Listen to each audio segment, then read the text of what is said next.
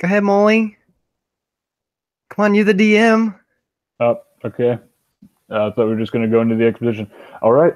Hello, I am Molly. These are Masters of Dungeons, Illios Campaign Session 12, and these are our players. You're going to start with Logan and go down the line. Hey, everyone. My name's Logan. I'm playing Illigith, the Paladin, the Goliath Paladin of Ilmater. You're next, Ryan. Hi, I'm Ryan. I'm playing Noki, the Gnomish Gunslinger. And I'm Wesley, rounding out the group as a human ranger. Adrian's my name. Yeah, that's important. Yeah, okay. There you go. Yeah. Ryan's character's name is Gnocchi. Okay, we're good. Like the soup. Indeed. Best intro ever, guys. Great job. 10 out of 10. 10 out of 10. We're gods. Okay, so I have a little bit of sort of a recap that's more or less Illigith centric. So here we go. Off they marched, that merry band, through the veiled woods. Yet only Illigith was merry along the way. Malvadrian recoiled from the Goliath's cheerful demeanor. A dark storm brewed in his heart. And Yoki, used to Illigith by now, and deeply focused on rescuing his kin, simply ignored him. Little did they know, Illigith's wellspring of encouragement was fueled by their last encounter with the Celestials, with Dante, or as Illigith had known him, Lokir the Oak, his father. Following the final blow, when in his divine rage he struck down his own flesh and blood, Illigith was changed. The last of the Thunuk Avan struck down before him as the son succeeded the father. Most in his position would be reduced to inconsolable sorrow at best, but Illigith rejoiced. He recalled that dark time in years past, when his family, his tribe, was ravaged by starvation and sickness, when the mountains shook and the sky poured out icy tears as he shouted in anguish. Grief usurped every fiber of his being, yet his heart could not burst, for he had no heart. When he was made to suffer, and to grieve, and to endure. Until now, one thing had clouded his mind. Where had his father been while their tribe anguished? Now he had his answer. And when the hags appeared amidst their dark stench, he felt a presence utterly revolting, celestial. In a moment of chaotic clarity, Illigith burned with retribution for his fallen brothers, for his father, for Ilmater. As the ashes lie smoldering, adorned by the flaming hag skull, a hidden enemy struck Illigith in a place physically impossible yet most vital. His heart. Something dreadful whispered in the ears of Malvadrian. Illigith's ally, his brother, struck at him. Darkness flooded the veins of the ranger as his sword pierced the Goliath. True to his word, Illigith did not retaliate. Suddenly, Gnocchi's musket thundered throughout the woods, sending Mal into the now bloodied arms of Illigith. Consumed by the curse of the matron, Malvadrian remained unconscious.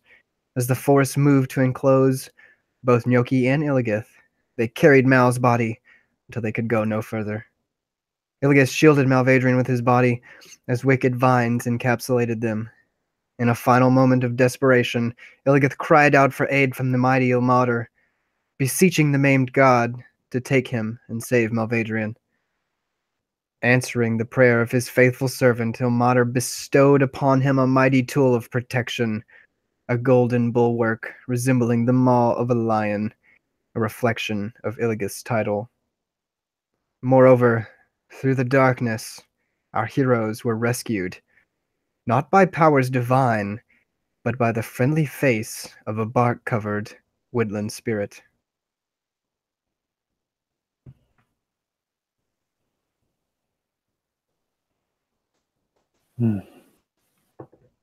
Take a point of inspiration. Oh, thank you. for that. Nice intro. And now. And now we start with Illios. Illios, you open your eyes. And it's a scene that you've played again over and over and over in your mind. You stand amidst a horrendous blizzard, wind biting at your face,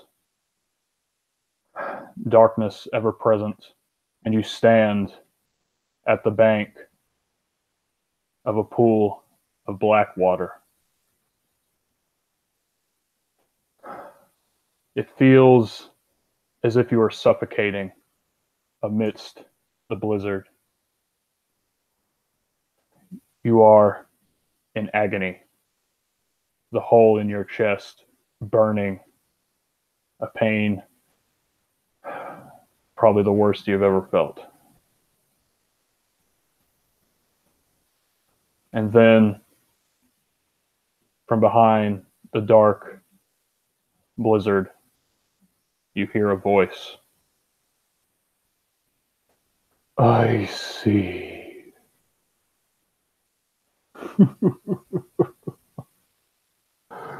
And as you look up Illios, you see from behind the blizzard 3 sets of dark purple eyes glowing with malevolence, hatred, and rage. The voice comes again. This is where you hid him away, did you? My old friend, Kel.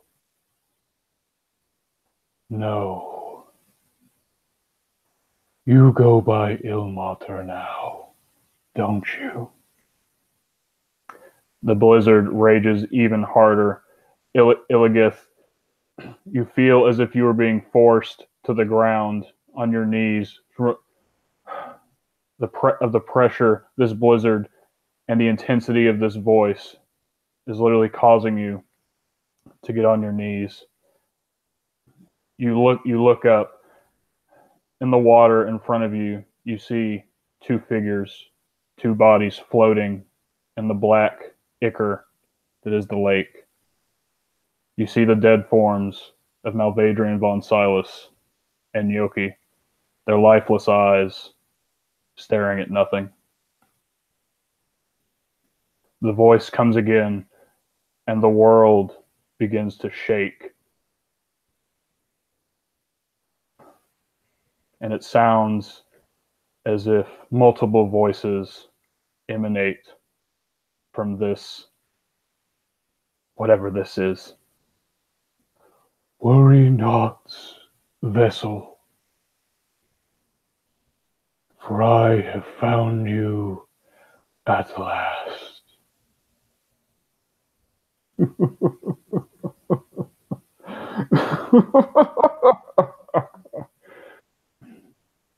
The world breaks asunder, and you awaken with a start, gasping for breath. Malvadrian! Gnocchi! He says, as he quickly, frantically grasps anything around him that would resemble a body. Your hand reaches around, and you immediately feel the shield that your god had granted to you. And you look around this room. You're laying on a bed, 2 beds that have been pushed together, presumably because of your large form. This bed is incredibly soft. It seems to be made out of some leafin material, earthy material. And you look around, and to your left, sleeping soundly you see the familiar face of a gnome that you know, of a gnome you know is Gnocchi.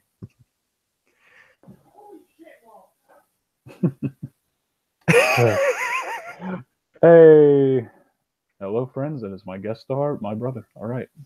Now, hopefully, he's gone. All right. So, if you see the face of Gnocchi and you look around, Malvadrian isn't there. But instead, what you do see in the small hut covered in vines and hides is a face you only vaguely recognize, but recognize it nonetheless. It is the face of the individual who pulled you from the matron's grasp. He stares at you now with eyes of light green light. There are no pupils. His face and body that you can see not covered by the simple hides that he wears are bark, stiff and rough to look at. These lines of green pulsing energy etched into his flesh. And he looks at you. And he gets up from the chair he's sitting in. Easy now. Easy, my friend.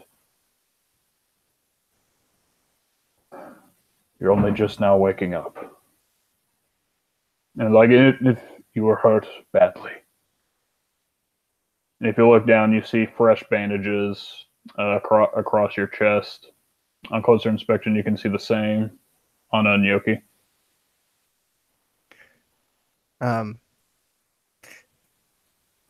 Illigith would definitely attempt to stand. Where has Malvadrian been taken?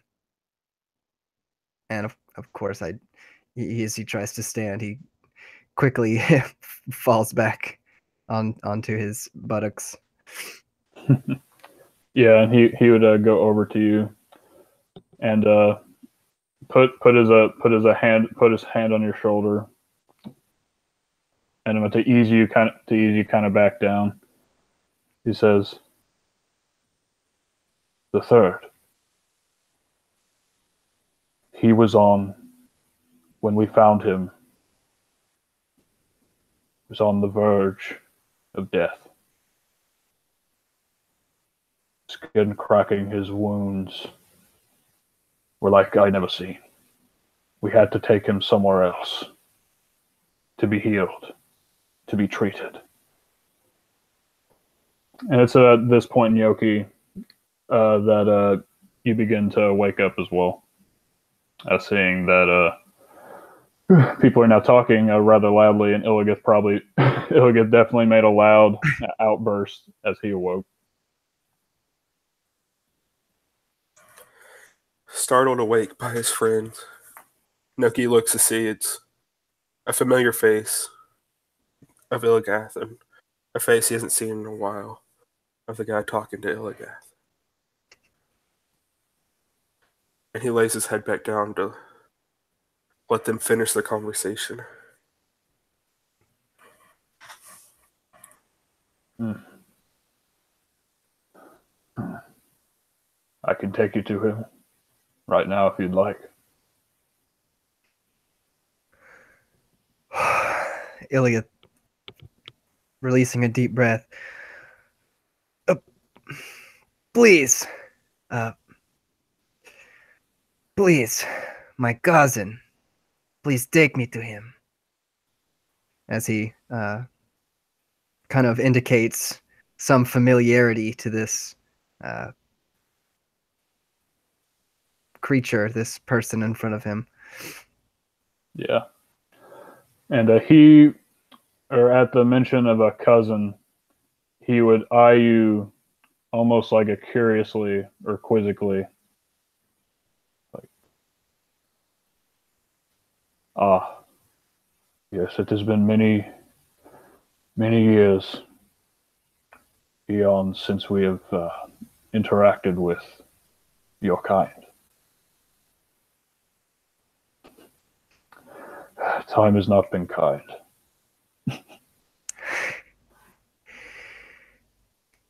Yes, more than a day apart, but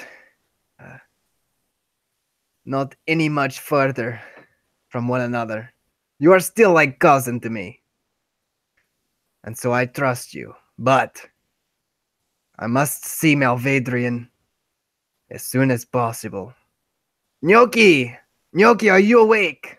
He says very loudly. Not so loud. He kind of shoots at you with his hand. Oh, I am very sorry, friend. He kind of smiles a little bit and gives you a thumbs up. Help me up. Sure. So, Illigan, who can barely stand himself, goes to, try and help Gnocchi up, and of course, it's kind of this comical scene of him falling and needing help from the What is your name, cousin? My name is Talbot. Talbot. I am of the wood folk, of the earth of the Ganassi. Yes, Talbot. No, we have not met before, but I already feel like I have this connection. I just. You are like brother to me, not like cousin. Everyone's your brother. Yeah, of course, this just gets a jovial laugh, chuckle out of Illigan. And at this, he would actually, you'd see like the slightest inkling of a smile. You see that bark covered face start to creak up a little bit, and you'd hear a little bit of a chuckle from him. And he would, helping you up to get Gnocchi, say, I can take you to your friend. Although I must warn you, you might not understand. You might not be pleased with what you see.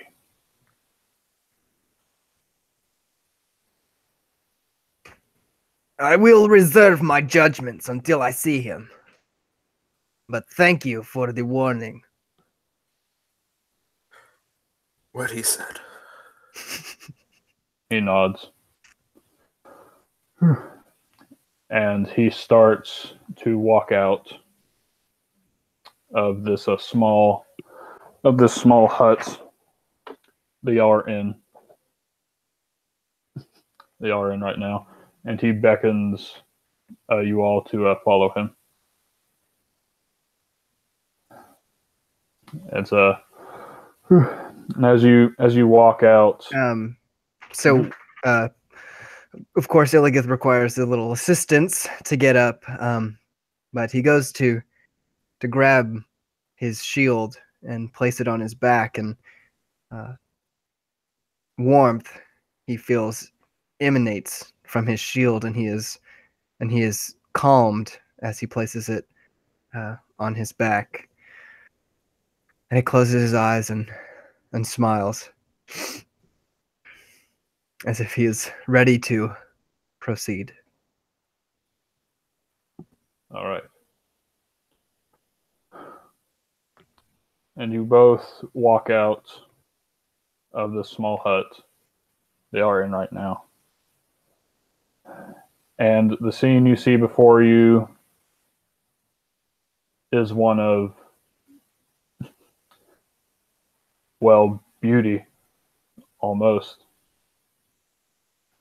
You see many small huts dotting the landscape in front of you. interwoven with vines, moss, trees, roots, everything. It looks as if this village itself has sprung from the ground. Everything is organic. Everything seems full of life.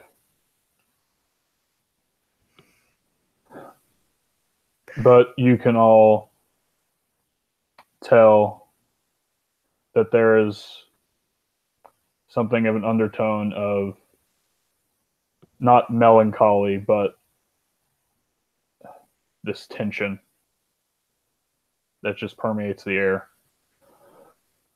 Talbot, can you tell me the name of this place? I have never seen anything quite like it. This place. He looks at you and then he looks around at everything. This place is known to my people as the Arborum, a sanctuary amidst the veiled wood. Only my kind and those we wish can enter here. Has Nookie been here before? No. And it's at this point. Close to the spelling. At this point, it's actually at this point that he would address that, Gnocchi. It's like, do not take... Sorry, my friend. In our dealings with the gnomes, we might call you friend, but we did not want to so easily invite you into our home. A certain amount of caution is always warranted. Yeah, and so in the dealings with these Ganassi, Ryan, you would have you probably had like multiple meeting points out in the woods of the Veiled Wood where you conducted your business, traded your materials and all that for your guns, but you've certainly never been here. Right. Yeah.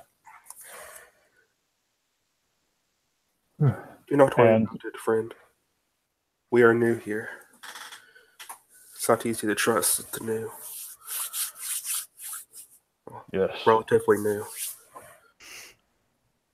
And yeah, it's actually at this point, there are Ganassi walking around doing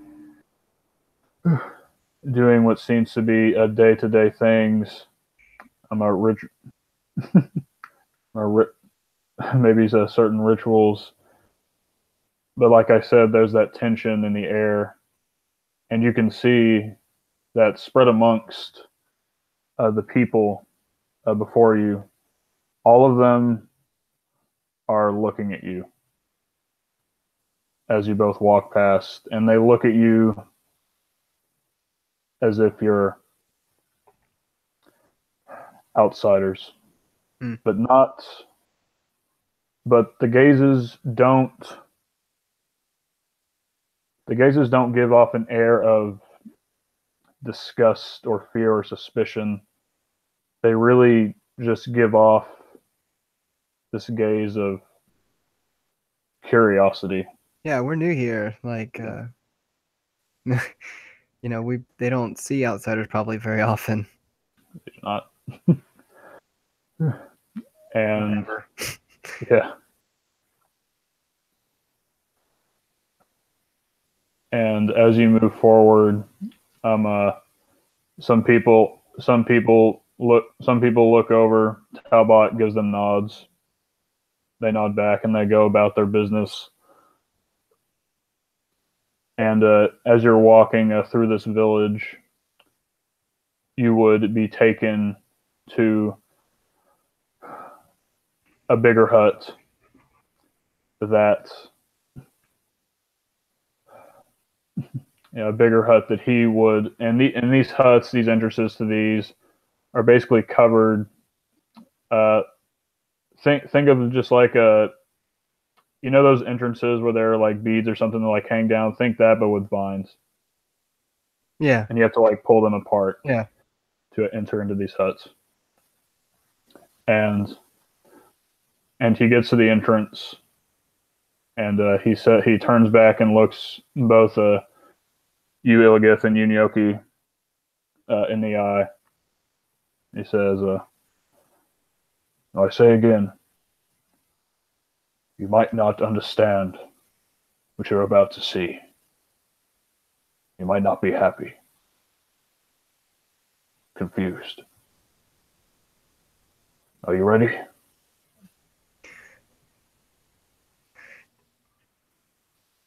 Dilbot, there are many things in this world that I do not understand. As long as he is safe. Besides that, I would like to say that I am thankful and humbled that you allow us into your home. He would nod. And when you say, as long as he's all right, in his gaze, you see something. You see something there to where it might almost be pity. And he leads you through the hut.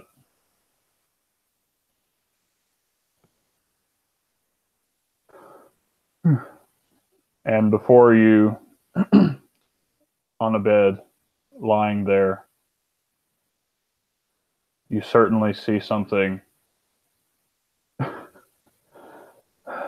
that confuses you, that makes no sense. Mal, you open your eyes. What do I see? You are lying in what appears to be a stone alcove, cold to the touch. You can hear the drip of water rhythmically as you're here. There isn't much light,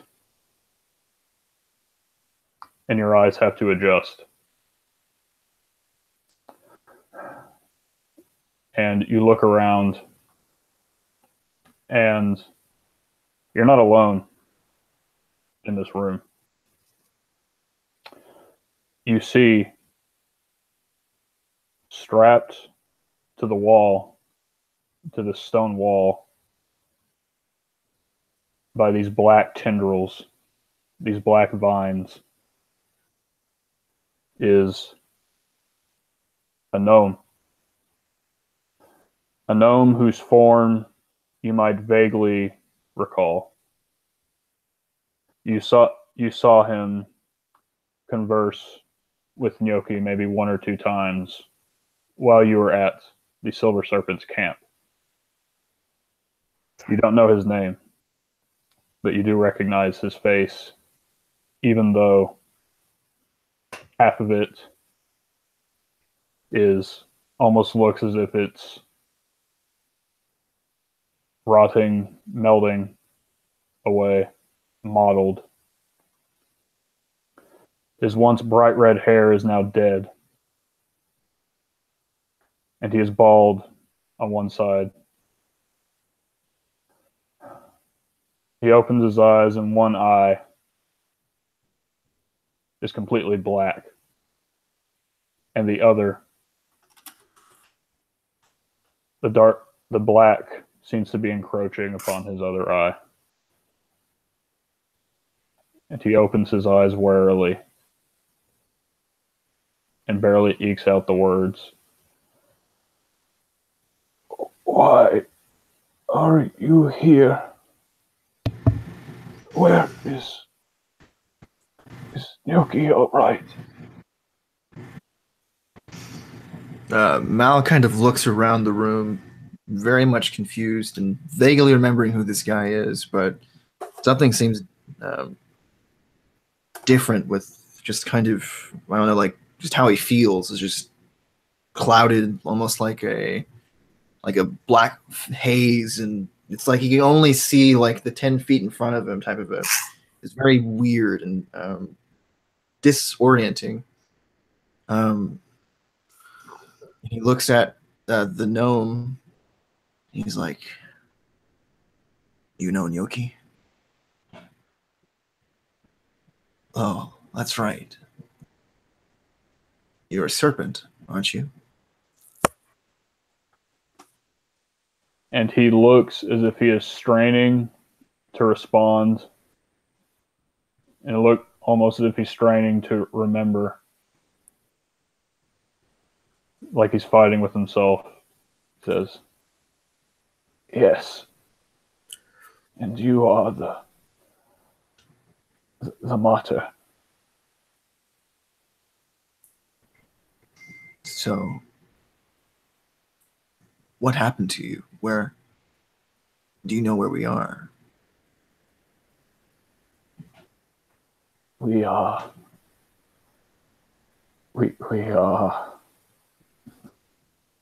And then immediately the vines go up around his face, covering his mouth, and he lets out like this jolt of agony. And you can see from in between the vines, he's coughing up this black ichor. And as this happens, you feel a presence outside.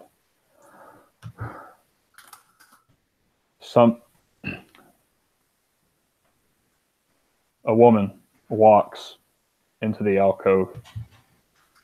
A woman you've only seen in visions in your head before. This pale, tall, almost elegant looking woman with deathly pale skin and eyes as black as night. Garbed in a black dress, seemingly made out of shadows, flickering and fading. She looks at you and smiles. "Hello, Malvadrian," von Silas. Just kind of going back like a little bit. As soon as he saw kind of the gnome kind of like react in this pain, he kind of like viewed it, and it was very like surgical. Like it was very odd. He felt like I should feel like empathy or something, like because another living thing is suffering. It's almost like he knew that he should feel it, but he couldn't feel it himself. It was almost like a memory of the feeling, but it just was like a hollow. Nothing was there. And it was almost just kind of like watching like a dog like run across the street type of a thing for him. And the same thing, some strange foreboding. And he knows who this is. This dark, menacing creature who should fill him with fear or at least anxiety. He just kind of feels nothing. Is almost like he just kind of looks up at her.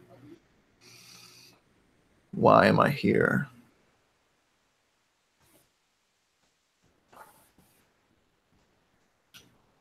She smiles. "Do you not remember?"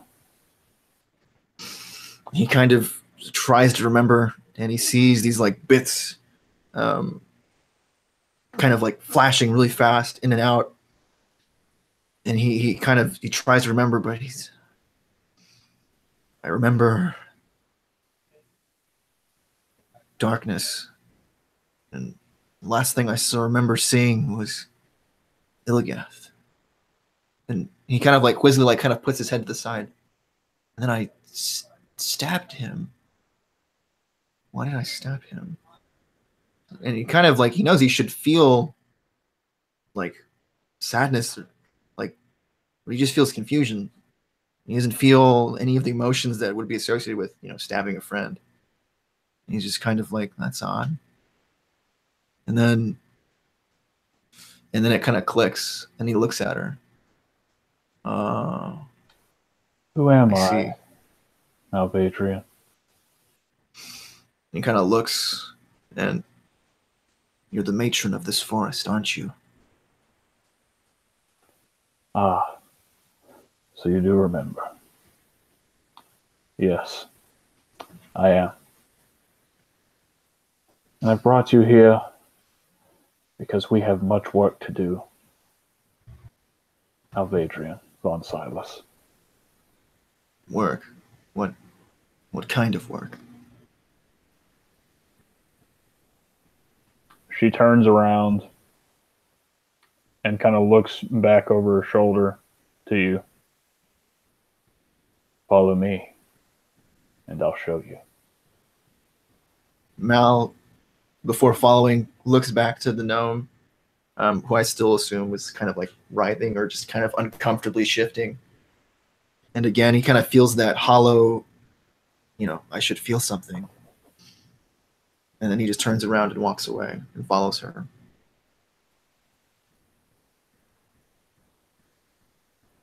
As you're walking through this grotto, the withered trees, the full canopy, the little to no light, but your eyes are adjusting. And it's weird. It's almost as if darkness used to be a problem for you, but you see almost as clear as day as your eyes adjust. And you see, standing amidst the camp, multiple darklings standing there, sitting, waiting, not moving. You hear, "Caw, caw," as crows amidst the canopy look down upon you all, watching your every movement. And as you're walking through this grotto, she asks, without turning to look back at you, "Do you feel conflicted?" He kind of, again, is confused, and I know that I should feel conflicted, but I don't. It's like everything is clear. And he says that kind of like unsure, very uncertain, but it's as if my shackles, my conscience is clean, free of any burden or weight. I just simply am. I don't understand it, but I don't think I'm conflicted. I should be. Is this your doing?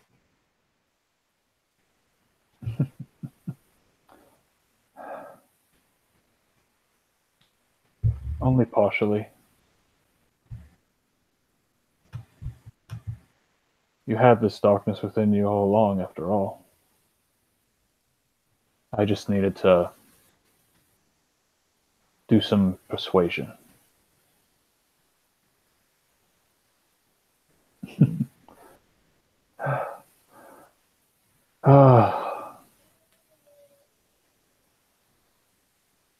You made the right decision, Malvadrian. And again, he knows that the hollow feeling of feeling conflicted should be there, almost as if his memory is doing the feeling for him. But again, nothing comes to the surface. And it's just like he's expecting it, but then it doesn't come. And he's like, I guess you're right. That feeling, or rather, that lack of feeling,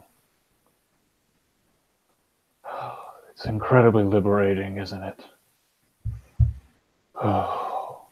He knows he should say no, but he says, yes. Yes. Good. And she brings before you as you're walking. She brings you before this pool of black water, and at the center stands an obelisk covered in moss and these black tendril vines that seem to just permeate this place. And you see on the obelisk the familiar sight of two interlocking dragons, faded, almost cracked, etched into the obelisk surface, but they're there. It's there.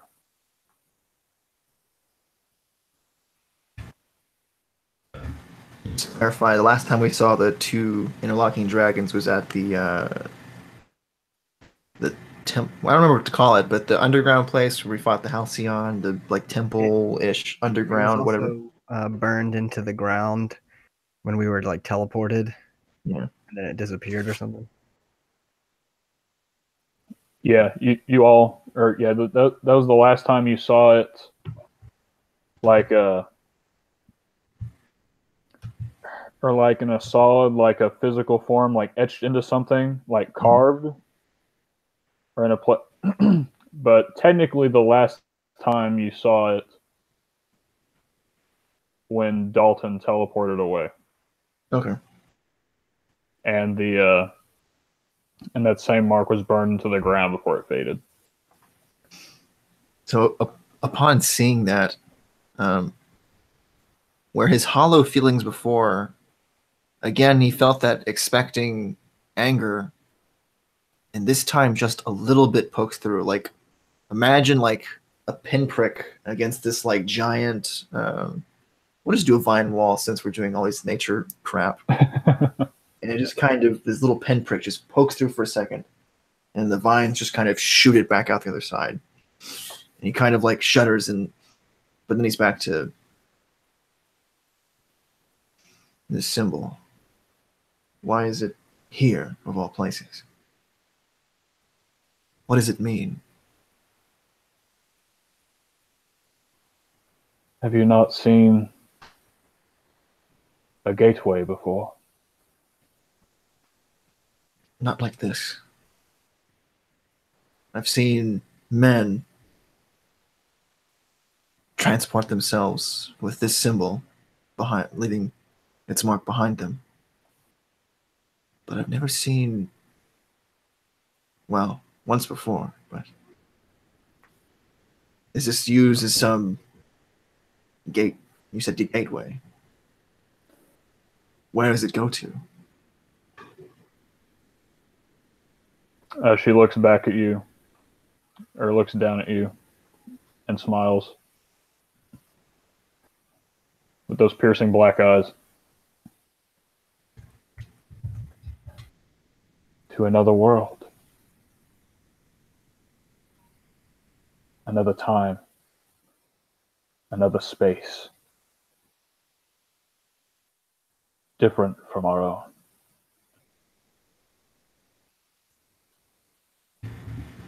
My home. And you can. Oh, sorry. You said your home. Sorry, I kind of like talk when you talk, so. Yeah. Her home.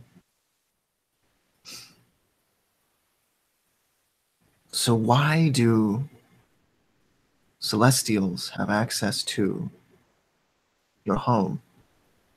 What is this different world, this dimension, this whatever it is?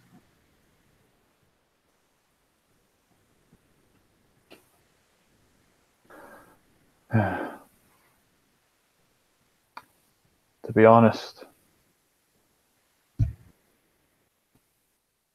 it's a place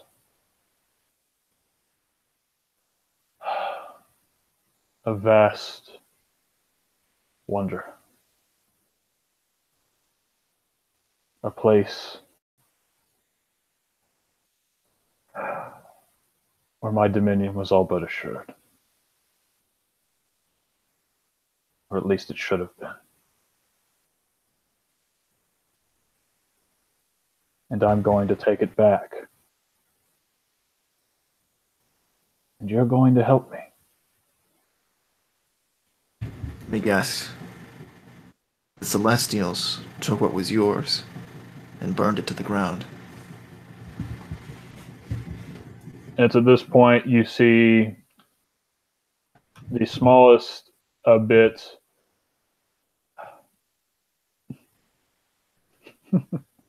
the smallest bit of emotion in those eyes, just a split second of rage and hatred. And her smile grows cold. She says, "Yes."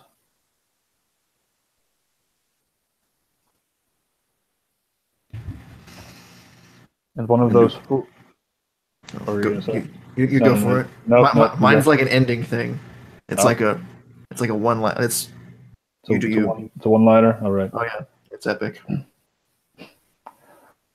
And that fool really handed me what I needed. Malvasion looks at her. Oh, damn it, Molly. What do you you keep going. Okay. And you hear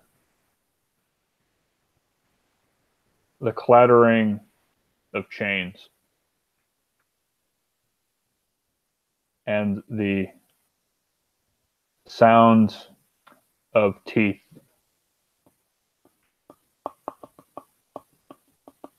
Clicking of teeth. And you see three figures emerge from the black water. These almost ethereal beings, dead, rotting, they look like, covered in chains, standing there, motionless, their face being covered, but you can hear the clicking of their teeth and the clattering of their chains, even though they're not moving. Yeah, and Malvadrian, having fought one of these before down in the what was it? What do you call that place that we were there before? Where like the Just like ruins. Yeah, the ruins. Yeah, the ruins below. Yeah. And he just has that flashback of kind of like the fear of facing down the supernatural for the first time. But then also at the same time, he remembers the triumph of defeating, this seemingly impossible and powerful, overwhelmingly powerful creature, and the camaraderie and the respect he felt kind of like all kind of coalesced together into this like one memory that again approaches that wall and a little bit pokes through, but then again just that hollow feeling, that expecting, and it just barely like touches it and then is shoved back down. And he kind of regains himself and he looks to the matron and then he says, "When do we start?"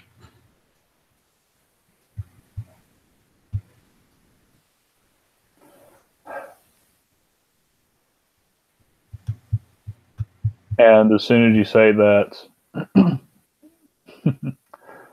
another figure emerges from this darkness.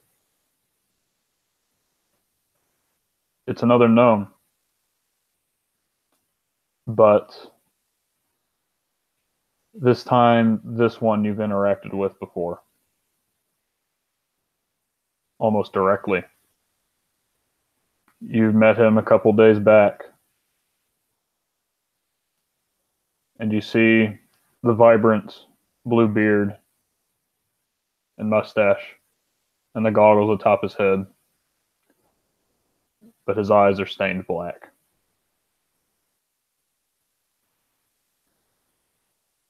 And he comes before the matron and gets down on his knees, or gets down on one knee. I have returned, and I have done what you have asked.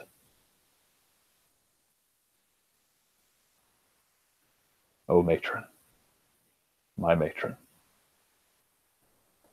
And he holds, and he, in his vest, he pulls out a leather notebook and hands it to the matron. She opens it, looks over it,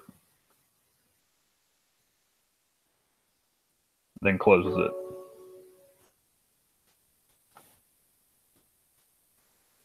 And looks back at you with that same cold smile. Right now, we start. And we go back to Illios. And you're certainly shocked lying there, but it's certainly not your friend. You see, of all things, a woman with long silver hair, garbed in a simple white dress, lying there with almost an ethereal beauty to her. And her skin is bronze, like those of the few celestials you've seen.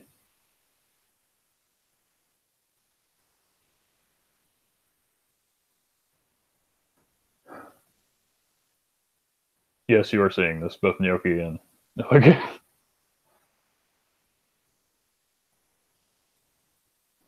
I told you you would be confused. As are we.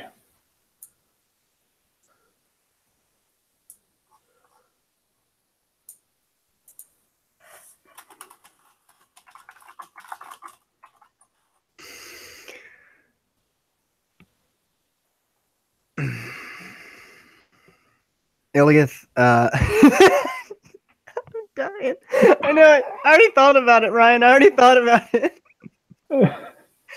All right, so for We'll play people along. watching, We'll for play people along. watching, there are literally 31 messages that I have not read in our chat. You'll have fun with that. So Me neither, Molly. Me neither. I'll give you a minute. Okay.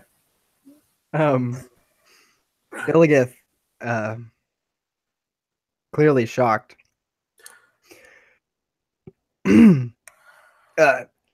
Talbot, please, I must go outside. And he kind of motions Talbot back out of the hut. And when they get outside the door, start from the beginning. What happened?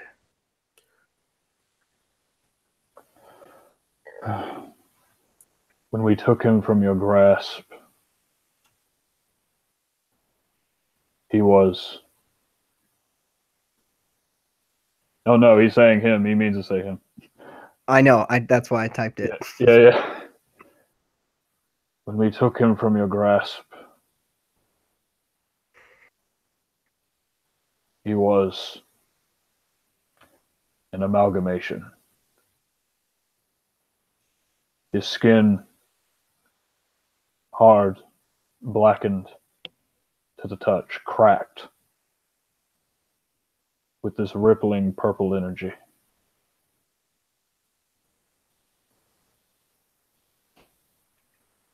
We did not know what to make of it. But from the cracks oozed blood and oozed his life essence. He was hurt badly. And we did what we could. Brought him here. God damn it. I'm just reading the chat. Oh my goodness.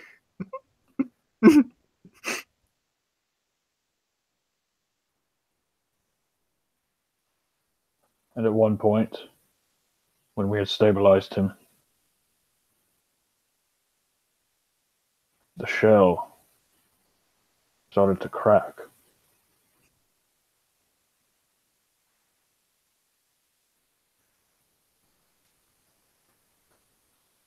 And there she was.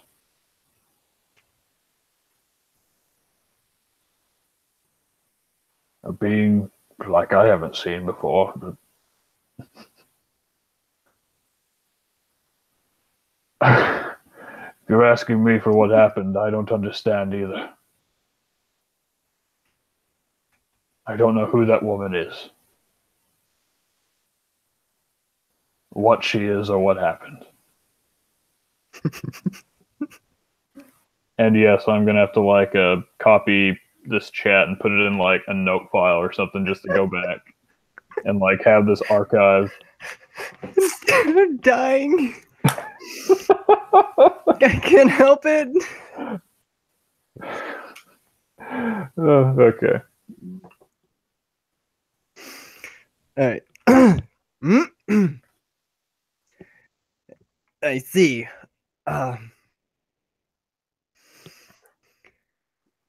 If you would, allow us a moment. I guess Illigith, with kind of ushers him and Yoki back inside. Wait, has she been conscious yet? Oh.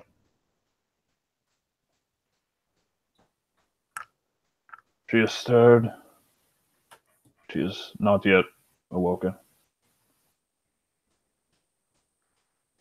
Maybe a familiar presence would do her some good. And he's like saying this like, I don't really know. It's just like, this is very weird to him, as if it's weird to you as well.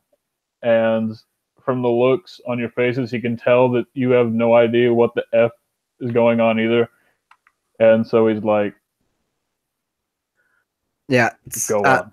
I can't help it, but my first D20 roll is gonna be like a legitimate what Illigith would have been doing the entire story, like sense motive, like this gotta be some fabricated crap, like you ain't telling me, right? Who are you? Let's say in the chat, who are you? And for giggles, I'm gonna say that's a what is that, insight? That's a 15 insight. Hold on, let me roll his deception real quick. No. Wait.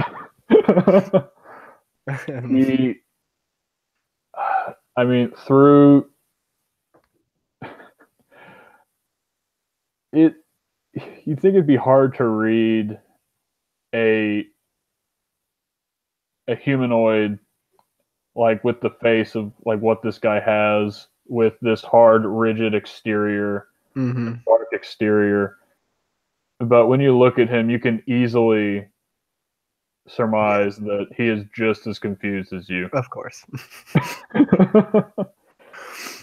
I see the doubt in your eyes. I don't lie. I have no idea. I mean, if this was Julian's campaign, I'd be like, sense motive, insight. Something's wrong.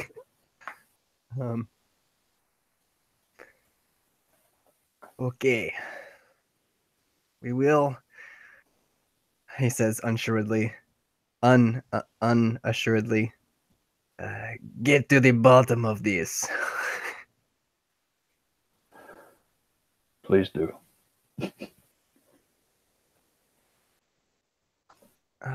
And so he kind of ushers any Ganassi who might have been like looking her over or like just in there, make sure nothing went wrong. He would like kind of start ushering them out, and it would just be you and Yoki in the hut.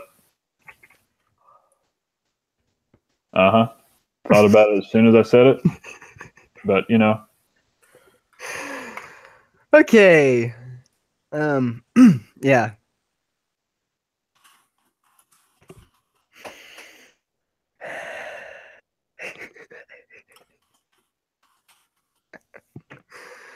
Ryan. All right. Illios walks over to the bed. He's gonna pull up kind of a small for his size chair and kind of sit next to Malvadrian's side.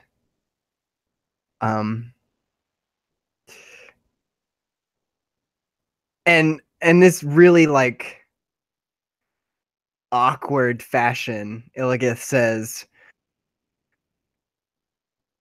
Malvadrian, are you in there? Maybe we should try something more feminine. Molly, is that you? This scene is fantastic. Yeah, Illios is just like, and for a moment he's like, maybe that will work. Kind of like he's not sure at all. He's like, I also love that Illios is probably completely serious right now. It is. He's dead serious. Absolutely hilarious. All right.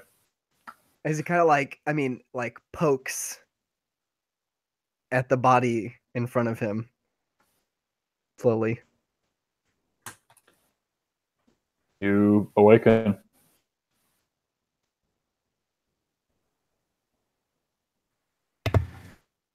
So you just kind of like poked her, right? And said like, Malvadrian, are you there? Right.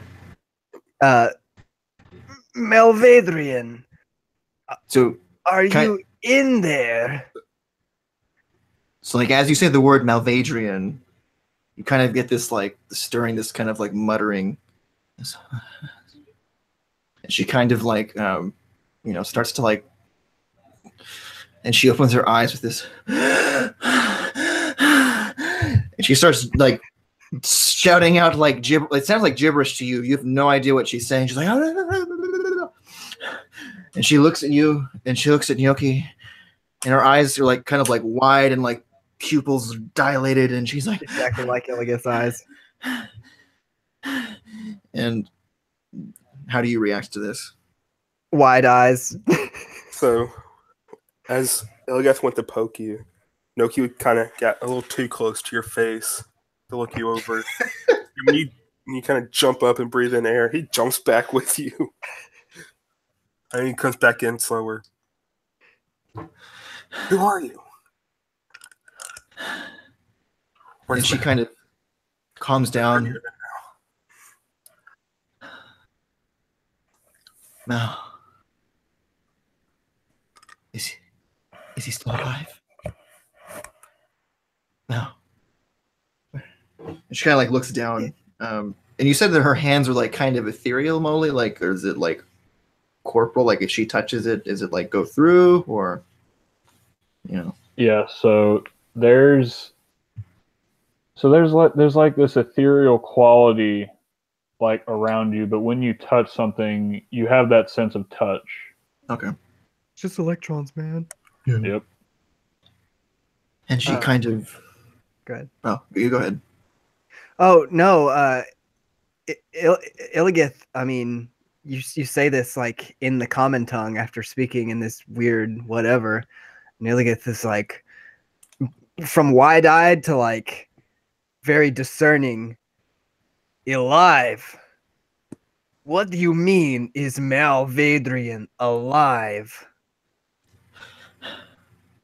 And she kind of looks around like as if, imagine like the expression of a child who's like in this huge superstore who's like lost her like just lost her mother, and is just frantically like just in this utter state of just fear, and like it sets in. And she kind of like looks down and looks back to you. You okay? And she looks to you, Illigath. Illigath. I know you don't know who I am, but I know who you are. She just, it's like she's trying to pick up the puzzle pieces and trying to fragment together what happened. I'm Minty.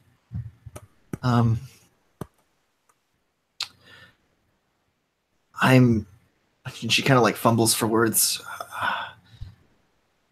I'm connected to Mal. I don't really understand it, but we have a connection. And last thing I remember, and she looks at Illigath, you were there, and Mal, there was this darkness, this shadow, this blackness that we tried to save Mal from, but, and she kind of like starts to like begin to hyperventilate again, but, and she kind of goes on to this shaky, but he's gone. He left or was taken, or, and she continues this, I don't know what's going on.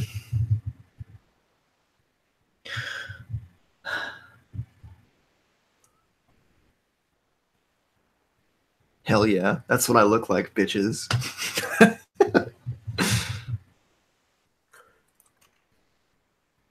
You look like the mother of dragons. I just put that in the chat. But like hotter. Much, much hotter. Hard to beat that. There's your For sure. picture.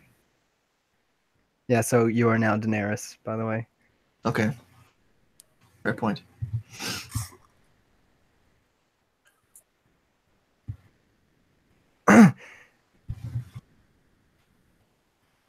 Gnocchi, I do not understand. As he looks to the gnome to be his brains.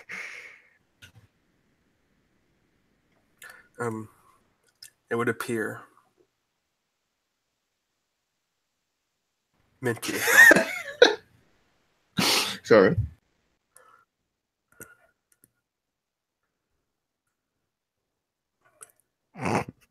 Molly over here.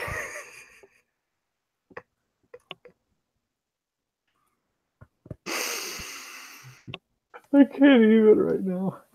So, That's fantastic. I'm just as lost as you. I don't feel right. I feel broken, shattered, unwhole, almost as if I'm naked, but worse, more vulnerable. And I know Mal has to feel the same way. Do you know where he is? We have to find him. Noki kind of looks up at Illigath. Or Illigath. Do you want to tell him, or shall I? By all means, friend. Noki kind of shrugs a little bit, lets out a deep breath, and looks over to Minty. It appears, from what we've been told, you are Malvadrian.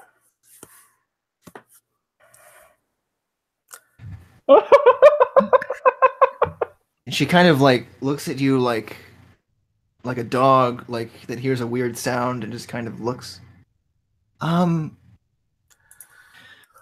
What do you mean? I'm a part of Malvadrian, sure, but What do you mean by that?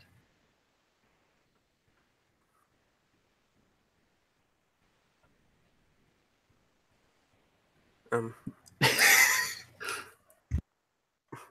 maybe we should get the other guy back.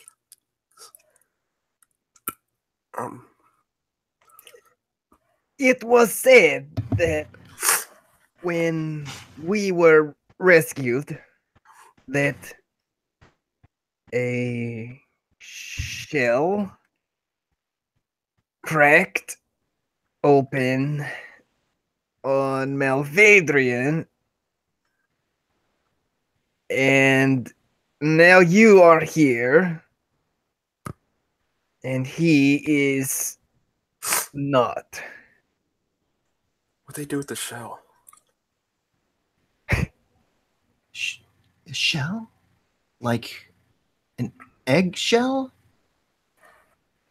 Illios like gives the look like you asking the wrong person. At this point, Minty, you would feel sharp pain as a vision quickly enters your head of the matron, of Mal, of them standing there in front of the obelisk, and it's gone as soon as it appears. And she kind of takes this like huge intake and just kind of like cripples over in pain. And I just kind of imagine it as like the worst migraine of all time. Just kind of like this vice grip just kind of compresses on her head, and then for a moment, then it's just gone. She comes back up. Something's not right. I just saw Mal with this tall woman with, and then it all kind of clicks together. The one we know is the matron, the one that we fought. She's not dead. She has Mal. And there are some obelisk, and it had the same interlocking dragons of the time I first met Mal, and the same one that we've seen on transported on for inscribed in the ground. Something's not right. I don't know what to think except that he's in trouble. Is there any more details, Molly, like from that like the location, like that I get to see like the like where it's at, or was it just the obelisk now and the matron? Mm-hmm. Like the chain demons, I see any of that, or the gnome, or just those three things, or Yes, you actually would have seen the chain demons as well. My bad. okay. And there was these beings made of chains, almost as if their skin was covered in these chains. They look familiar, but I don't know why. Because we vanquished one in the ruins many days ago. It must have been Yoki, this before. does not bode well. I hate those things. They are reapers of souls. And if Malvadrian is with them, surely he must be in trouble. There must be somewhere to go. We cannot stand here while he is in danger. Yes. There's someone who knows these woods well. Maybe if I gave them the description of what I saw, they could tell us. I don't know. It shall be done. As he resoundingly She stands kind of up. like, like. Yeah, yeah, very loud. Yeah. and kicks back the chair. Delbot, he says, at like the top of his, like the highest that his voice will go. As he like brushes the vines aside and looks for him. He's probably right there, but The whole of the arboretum shakes.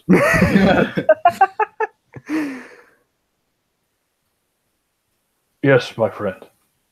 He says, because he was probably right outside the door. Yep. He was very surprised that you. Falls through the vines because he was eavesdropping. Uh-huh. This woman, she has things to tell you. Oh, so she's awake now. She is, and we must hurry. As he kind of like grabs Talbot and like pulls him inside. Yeah, and then Minty would go on to tell him, like, yeah, obelisk and tall woman shadow, Malvadrian, obelisk, interlocking dragons, demons of chains, blah, story. Do you know this place that I've described? Yeah, and so basically, pretty much everything you say, like when it comes to like the chain demons and the obelisk and the interlocking dragons, it's just basically like a blank stare, like back at you. But whenever you like maybe describe the surroundings, where it was, and especially when you describe the his seriousness, or goes back into his face. He says, "That is the Striga's lair, or as you know her, a hag. The hag's lair."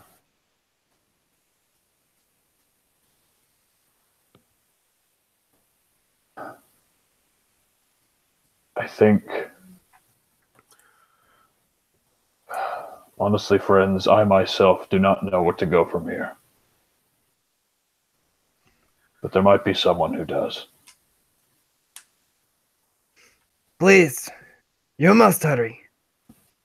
We have not much time.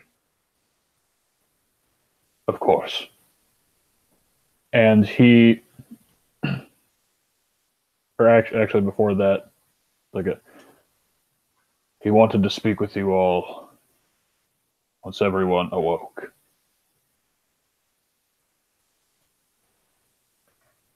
He is, and he's telling you this as y'all are. He's like leading y'all away. And you remember how I said how the huts and everything look like they're pretty much, or like interwoven or like intertwined, or like almost a part of these big roots. Yeah. Well, these big roots are Or of a big tree? yeah. So, so yeah, and as he's moving forward, I might have neglected to mention that fact somehow. Yeah. So they're making camp at like the bottom of the tree of life kind of thing. Yeah, there's literally this gigantic tree, this colossal tree. And your first thoughts immediately like, how does this exist in this forest? How did we not Or like the world tree from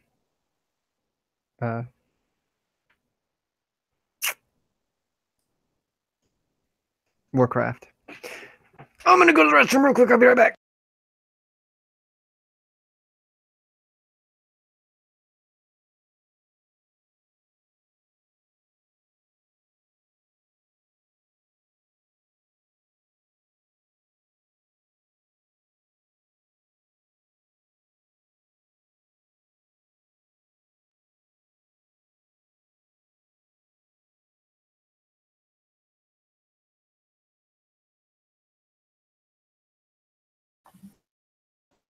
I can safely say that this is the most, like in the last 10-15 minutes of this game, that it is the hardest I've ever laughed during a session that I've run. Oh, goodness. Oh, that was amazing. I'm glad you enjoyed it. I was not the only one here. I realize this now. You should have asked. I forgot that you didn't have your camera on. All right. That never happened. Oh, but it did. No? It will be on the internet forever. Oh, it will, but, you know. What will be on the internet forever? Nothing. Damn Oh, it. I have to see. I'll have to watch and find out. Something I said when I thought I was alone, but I forgot Ryan didn't have has never turned his camera on. So. You're never truly alone. Uh-huh. Molly. The high five. Indeed. Indeed. Indeed. Oh, goodness. Sorry. It's okay. I No had to go too. problem. Okay. I feel Back much to the better. roll tree. So it's fine. There's never really like a natural breaking point in my sessions like ever, so it's fine. All right. Ryan, you still with us? Yeah. Just making sure. All right. And so, oh yeah, as I was saying, I'm like literally the first thing you think of when you see this thing, like how does this even exist, like in this forest, a thing to this magnitude, this size? And of course, the next logical thought you would have is, how did we not see this? Like, if this is truly part of the Veiled Wood, how could we not see this from miles away while we were in here? And it's with those thoughts that you go into, and Talbot leads you through a passageway amidst the trunk of the tree. This this gargantuan tree, and you're moving forward. And after traveling for about a minute or two, you come into this alcove that is within the tree itself, out from this trunk, and you can see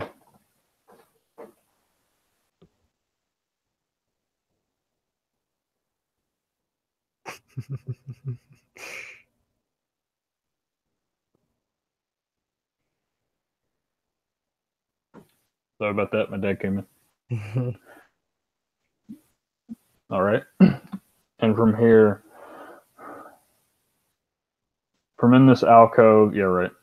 From in this alcove, you see another tree. Within the tree, just there. In fact, it's weird to look at. Like, this tree doesn't seem like it's natural. It has a big trunk, yeah, but the canopy looks weird and warped, and the branches are much too thick for any tree that you could compare it to. And it's just there, alone, steadfast in this alcove, this big alcove. And if you all like look at Talbot like, okay, what the hell? At that kind of look, he motions you forward.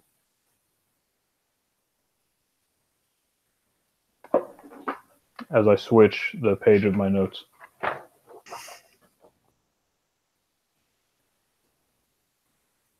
He's been wanting to meet you all when you awoke.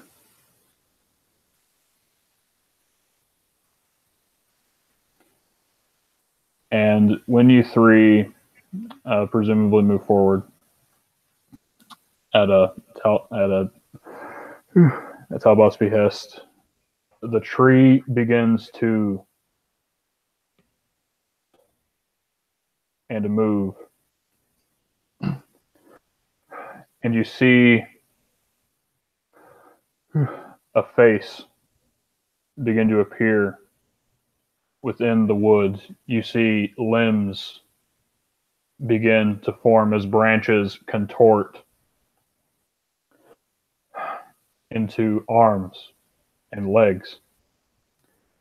And this huge tree man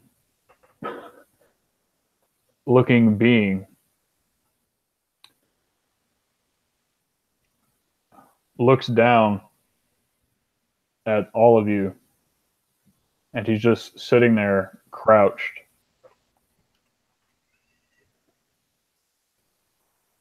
And when he speaks, it sounds incredibly gravelly and grovelly. It's just so weird, sounding alien almost. Like this shouldn't even be possible, and yet it is. Hello. My name is Anuk Tolukai, the first of my kind.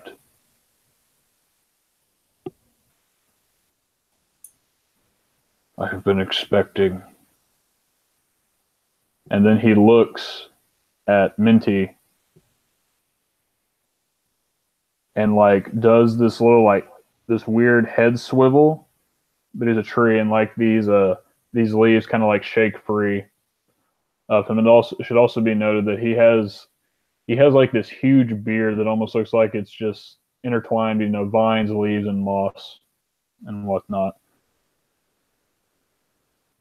Well, I was expecting a different one.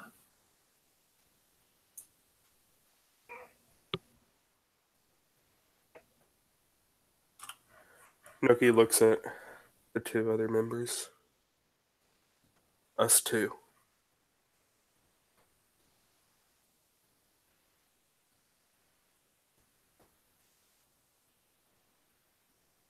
And Minty kind of... Oh, just kidding. Okay. Go for it, Wesley. Okay. Yeah, Minty would kind of like reacting to this. Can you help us find him? We're trying to look for him now. Your Talbot told us of the Strika's lair. That's where he is.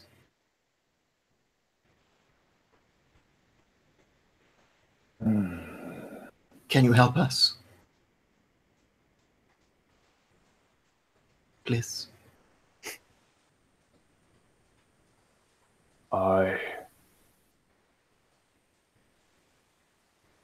myself cannot.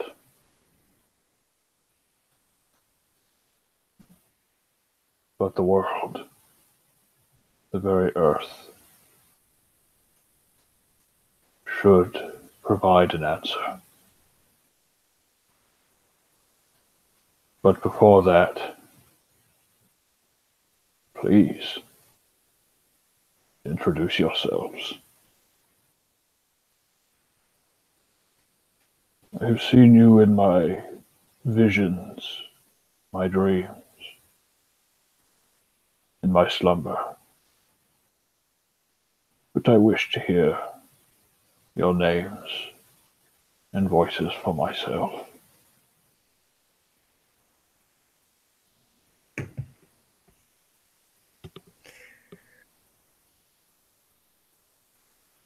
Illigith kind of looks at the new member of the group. The new member of the group looks to Illigith. Member of the group looks to Gnocchi. Noki's kind of eyeballing you.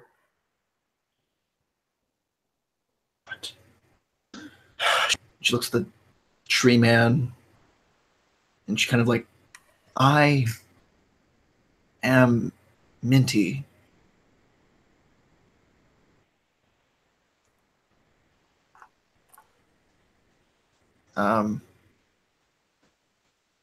She looks to the gnome. Looks Illigith.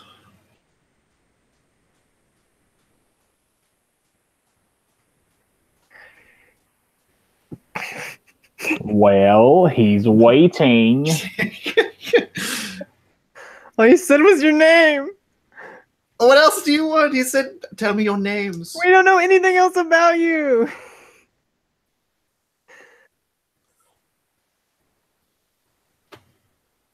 Part of her mystique.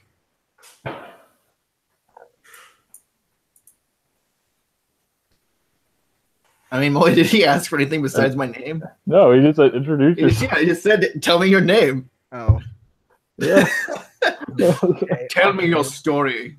I mean, That's I thought he asked like, tell me who you are or something like this. Like he's like, I've seen you, but I don't know like anything about you, kind of thing. Okay.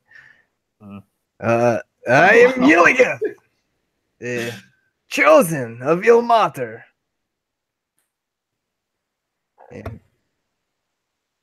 And this is Noki. I work down the path over that way. Or that way. Not far from here. Yes, I know you are a denizen of this forest.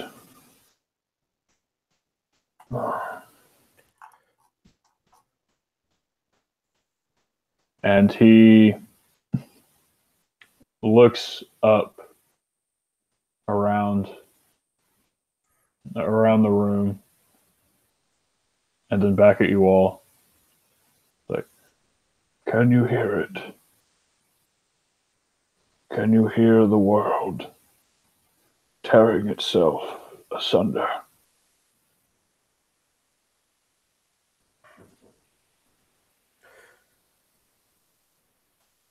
I think so. Really? But that could also be Ilga's stomach. Let me take a step away from it. It was just Ilgith. I'm sorry. I am very hungry.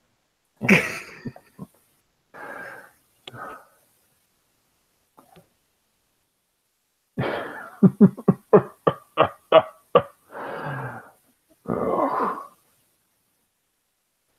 Your kind has always had a way with words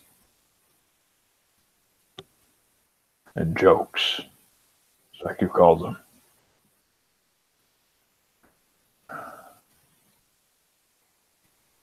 As I've said,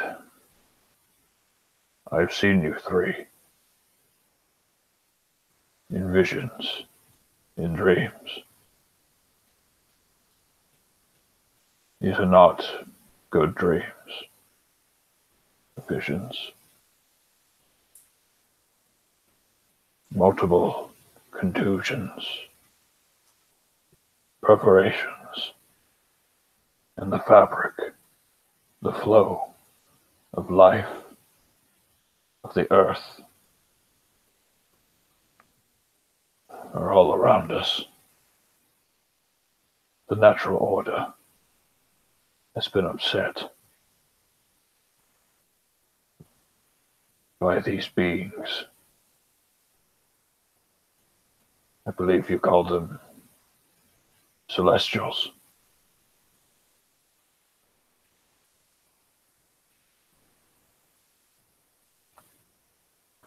You see a tinge of anger kind of cross Minty's face when you say celestials. And then Little smoke floats out of Noki's ears. looks to Illigith.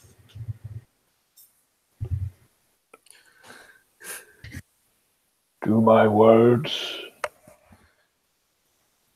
offend you, child?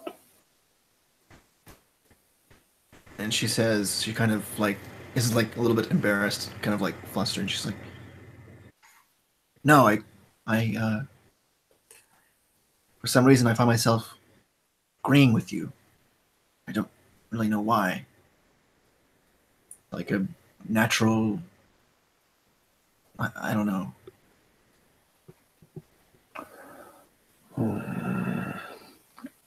And he would reach his palm, and you hear the creaking of the branches in the wood as he does so, as he moves down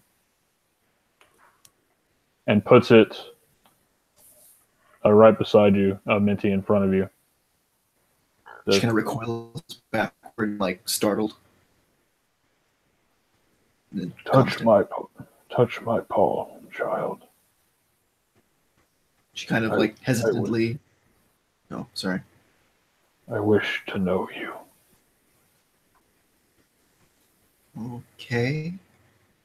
She kind of like gingerly puts her palm down on his palm.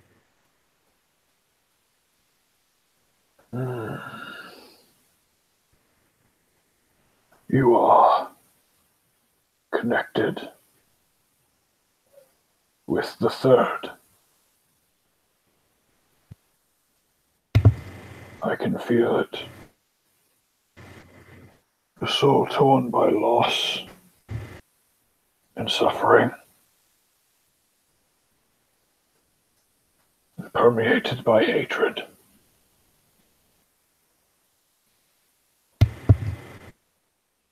You are not a being of this world. You are something different, out of time, out of the fabric and the flow.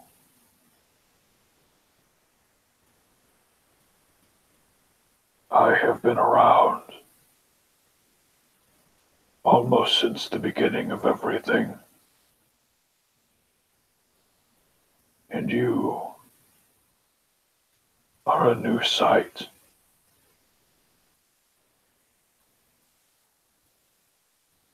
A being that should not exist in this world. You are confused. There is a blank space within you that you seek to be filled. And she kind of nods like fervently. Yes.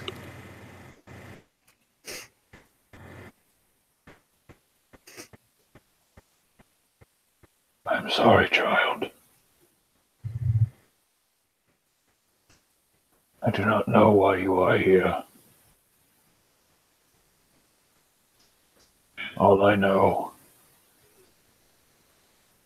is that I think you have a greater role to play. You, along with the third. It is a balance that must be restruck. And he lifts his palm away from you and holds it down to Gnocchi.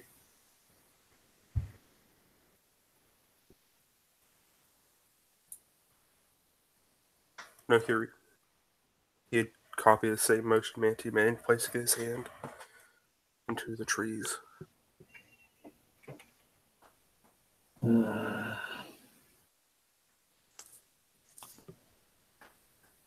You are a soul clouded by self-doubt, loathing, and regret. You feel responsible. Why is this?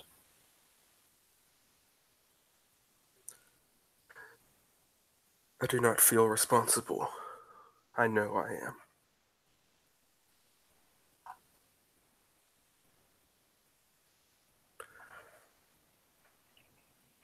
I am responsible for the way the war turned out with the Celestials.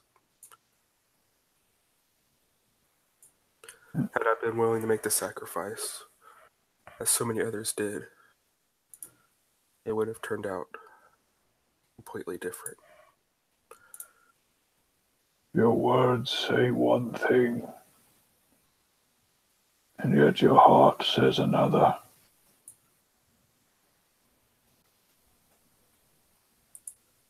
You do not regret the choice you made for your friend.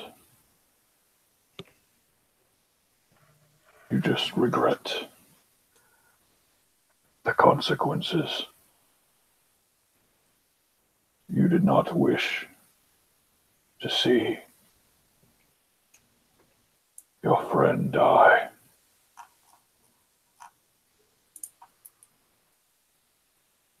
There was nothing wrong in your decision. Not that my words would ease your pain.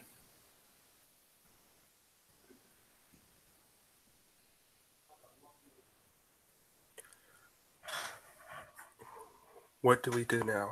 How do we beat these Celestials? Beating them will ease my pain.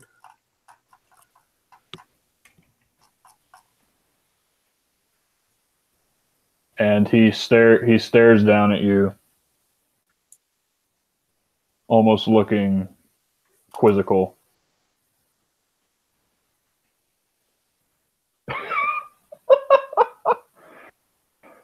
Sorry, Ryan got me in the chat. Okay.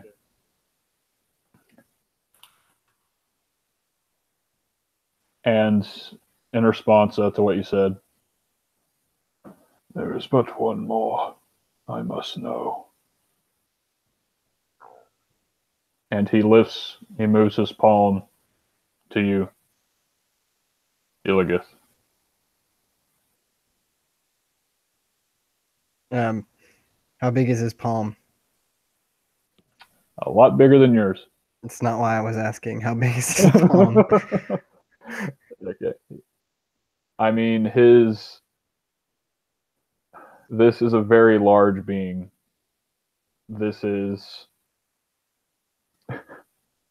He is at least 20 foot tall, like in all. Okay. Like with this massive girth, like being like the tree man that he is. Thought about it, Ryan. LOL. No, he's just gonna grab one of the branch fingers tightly.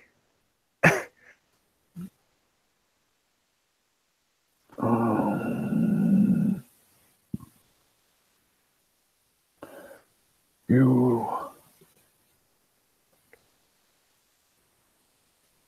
What? What?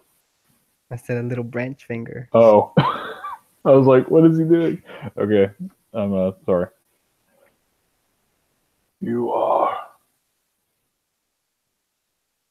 a soul bathed in hope and light and righteousness.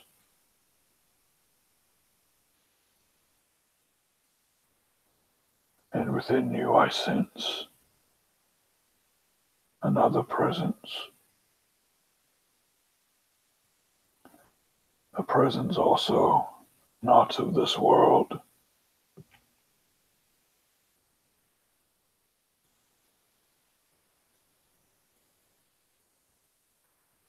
You are not a part of the flow. And yet you are. You are a being that seems to be within two worlds. You are most strange, Illios.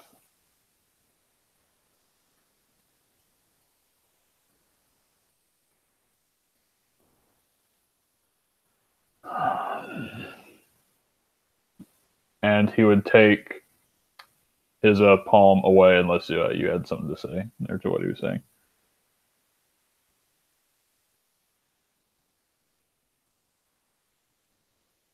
All right. And take his palm back, and he'd look between Minty and Illios. There is similarity in the two of you. One that I did not expect to find.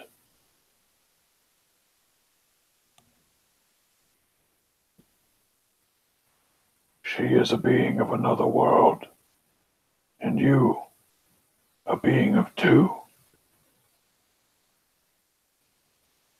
It does not make sense to me how this can be.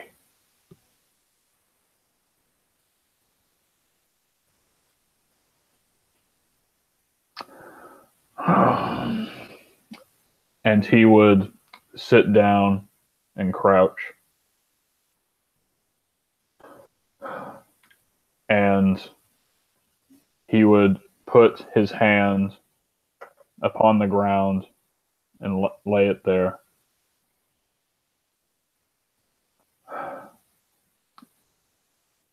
And look, or bring it back up and look at it almost quizzically, like he's thinking hard about something, about making a decision, whether he is having some difficulty with. And he turns and says, I have something to show all of you. My visions, my dreams, the world crying out to me. I wish to show you what it is I mean. and he would get up, and behind him,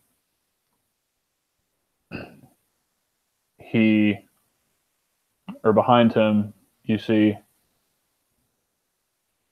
a smaller, almost like just regular sized tree, but the bark is smooth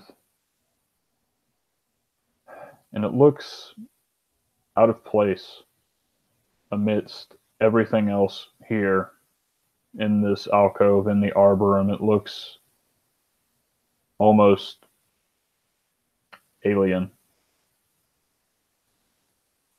like it just doesn't belong.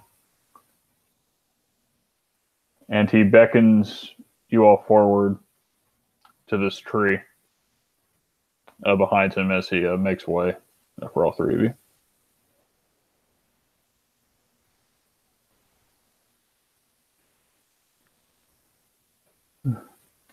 And on this, Jesus Christ, 3300 message. Okay. And on this tree, engraved into the wood, is a sight that might be vaguely familiar to Illigith and Yoki. But it is immediately recognized by you, Minty, as I attempt to share a picture. Let's do it. Light of gods. Yeah. Right.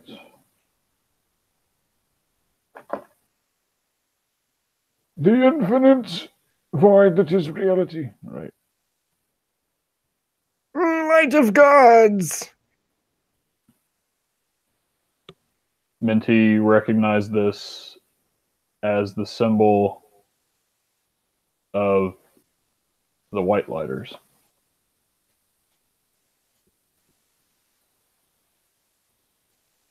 Of which you were apparently a part of, but did not know anything about. Only that you had a desire to seek them out.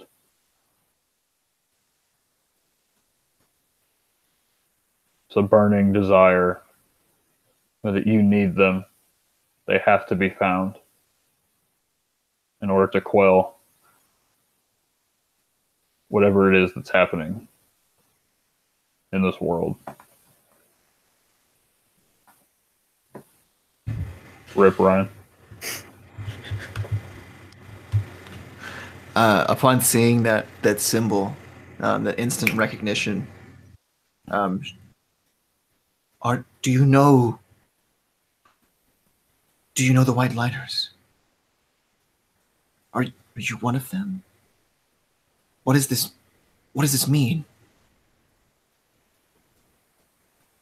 This tree you see before you, it was here long before me. I was but a sapling. Well, and still am in comparison to this. I do not know what it is,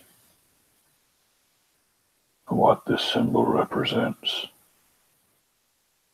All I know is that it has been here since time immemorial. And I feel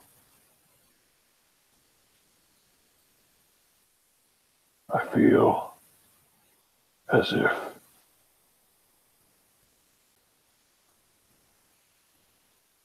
it is not of this world. Having examined you, Minty, and Illios,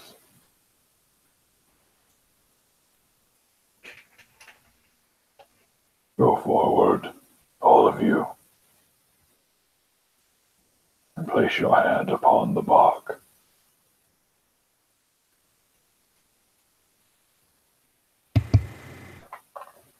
Minty approaches the tree, and she kind of like trepidatiously lifts and I guess kind of waits for, she looks to her companions, and wait for them all to put it on together at the same time. Hands kind of shaking a little bit with anticipation and fear. Oh, if only Ryan were here. Uh-huh. Right. No, Yep. If only Ryan was here, the tree would activate and the cutscene could begin. but he's not even. Did he ever get back from his BRB? I don't know how long ago he said that. 3 minutes ago. 3 minutes ago. 3 minutes ago. Oh, goodness. Okay, well, I'd rather Ryan be here. Oh, great Aruk Turukai. Yeah, I don't know how to spell your name either. Okay, I'll go ahead and put that in there. I remember seeing y'all asking, but I was kind of busy. So You're flowing. I was so close! I missed one U in the first one, and I literally spelled the last one right, but without the apostrophe. all right, well, I'd rather Ryan be here. So I don't know, maybe Chilling. got it. What's up? We're just chilling. Yeah, this is like I'm gonna take this opportunity to go to the bathroom, I guess. Run, Yeah. Molly, run.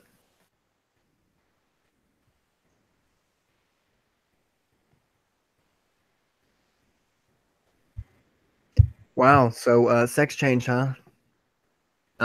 It's complicated, yo. Whose idea was it?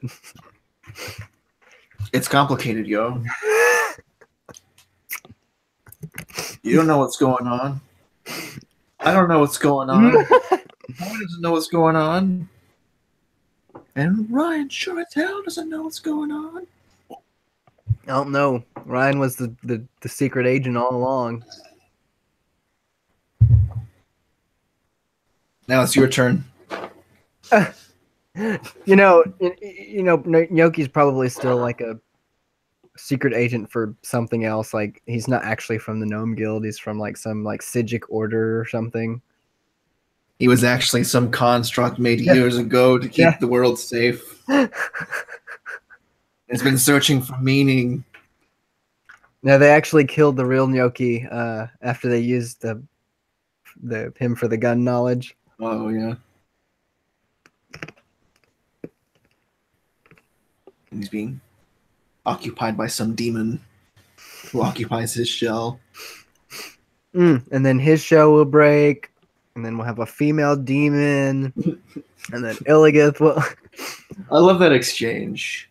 There was a shell broken upon Mal. And literally, Illigus you- is like an eggshell, like breaking, like. Yeah.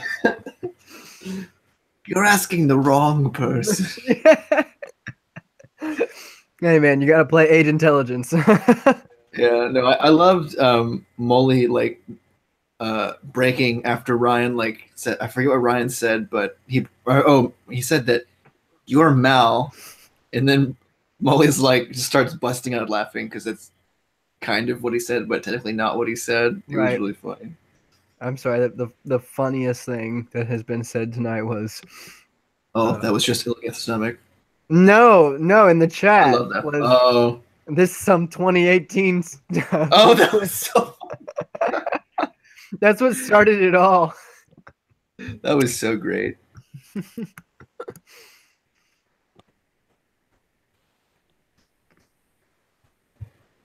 I know, right? If this ain't 2018, I just died.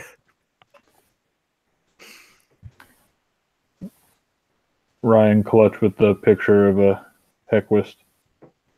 Yeah. Is that who that was? I was like, blue hair? I put it in the chat. I said Hequist. And I was like, yeah. All right. That son of a whore.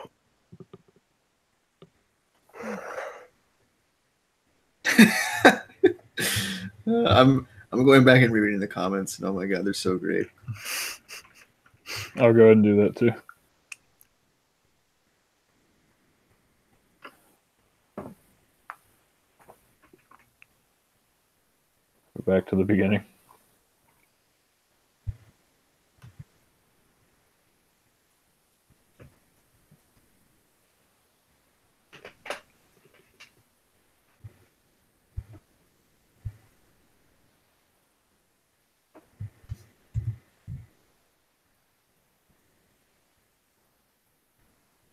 And it's being so beautifully played out. Yes, this is the price for being a warlock, precisely. We've been bamboozled. Molly. He was like, so whose idea was it? Oh, yeah. And I was like, you don't know. I don't know. Molly doesn't know. Ryan sure as hell doesn't know. The answer is, Morty, don't think about it. What's up? What? No, what did you say, Wesley? What do you mean? Which part? I said a lot of things. Literally the very last thing you said. Oh, I said, well, the answer, Morty, is don't think about it. Oh. Who's seeing this? Us, I think. This ain't some 2018 shit. That was my favorite part.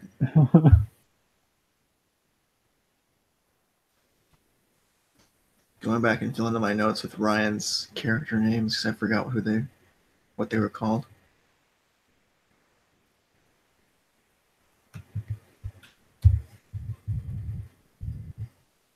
Yes, Mal was a shell of a man.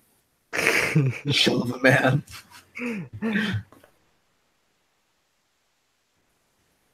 So you're saying he was part egg? Yeah, that's exactly what Oh. Illiget's thinking over here. No. Like, Man, this BRB is a long BRB. mm. Yeah. It's like Yeah. you're gonna be it's not gonna be like last session, Ryan. You're gonna be here for this cutscene, damn it. Yeah, right? He friggin' left at the end because Blake was there or something. Yeah. Oh, so I just realized, Wesley, you've been misspelling her name for a year. Whatever. How do you spell it? Pulls out the apostrophe. What? Yeah, that's how I Oh, thought yeah. you spelled it, and then somebody put it in the chat. I was like, what? Oh yeah. That'd be Menti. Instead of mint tea. I say Menti. I just say think of Menti. Flynn the entire time. Right, hashtag T Swift. You said something about a blank space. Oh. Oh, well. There's a blank space in Minty. Ha ha ha ha. Come have your fortune read. Pretty much. It's literally a palm reading. Literally was a palm reading. Also, I was gonna make a pun about palm and like palm tree Uh-huh. because he was a wood tree, Yep. but I thought it'd be kind of like, too much.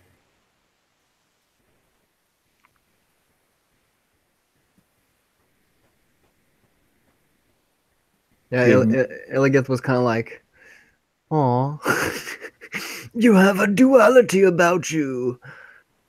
Interesting." It's like, it was like, come on. Oh, that's it. And to that, yeah. Yeah, I don't know how Illigith is taking that. Or like what he's really thinking I about that. love the yes, yes, yes, yeah, yes. You the dam in this river. He's not wrong. All right. At least that's how Mal saw me. All I ever did was hold him back. Rip. Son of a whore. Rip. Oh, Too soon. too soon. And I'm gonna try and save his butt anyway. Yeah.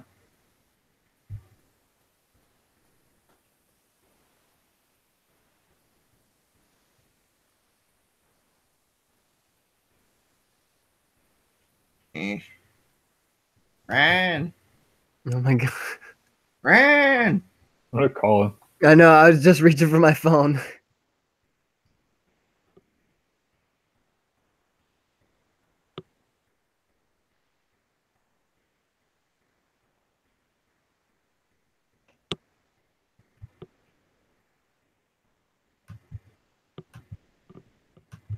Oh yeah.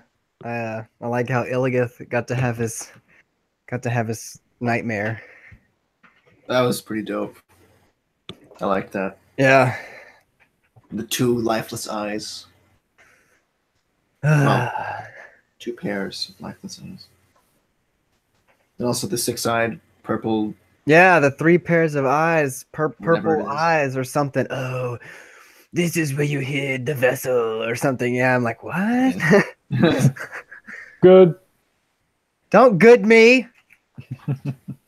You're supposed to be like, what?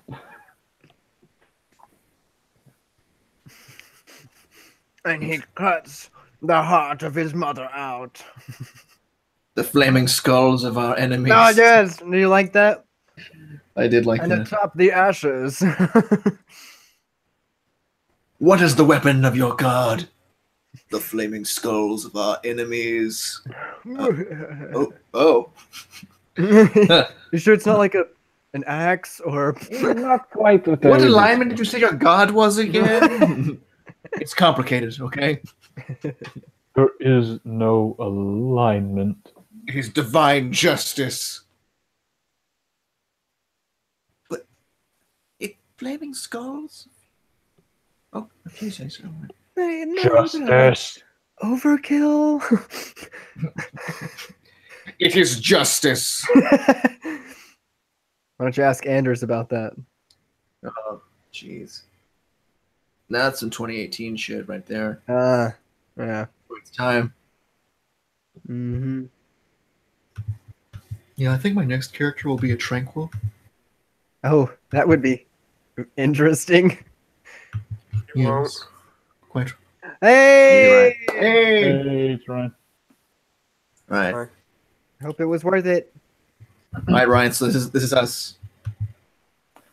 He basically told us to everyone put your hands on the sigil symbol. And we're like, On the I palm cautiously tree? put. Yeah. I put up my hand and look to you guys. Yeah. Illigeth puts up his But hand, he- looks he- to you guys, He said and then we look to you, and you're like, just off somewhere. We're like, in his own should we wait? Yeah, he'll come back. Mookie Um, to put his hand on top. Defeat the Celestials on 3. LOL. Yeah, so Minty is like hesitating a little bit, like before putting her hand on the tree, and like Illigith has this like eye contact with Mal, and then like they both go in, and Illigith Who? like, huh? Where's Who? Mal? What? You said Mal. Yeah, what about it? Where is he? Right next to me. So Illigan is saying things. Yep. So he went batshit. He couldn't. So anyway, All right. Illigith puts his hand on her hand and like pushes it against the tree.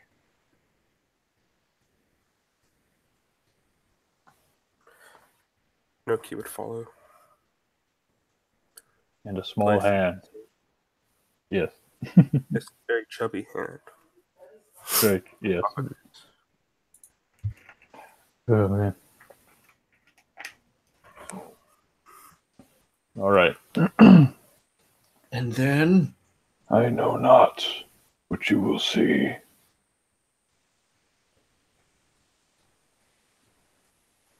But take heed. You will probably not like it. And once all three of you have put your hands atop the symbol, atop one another's, the sigil immediately begins to glow.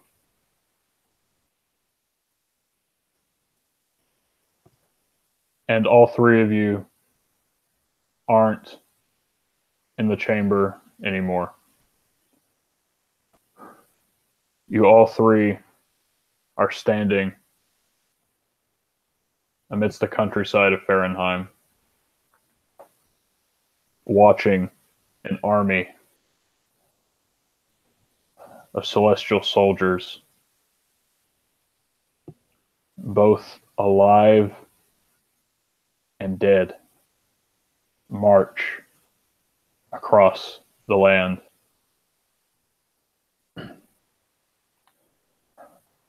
You see these things, these abominations, these things that you've seen once before amidst the ruins, carved onto the walls. These things stride amongst the men who march.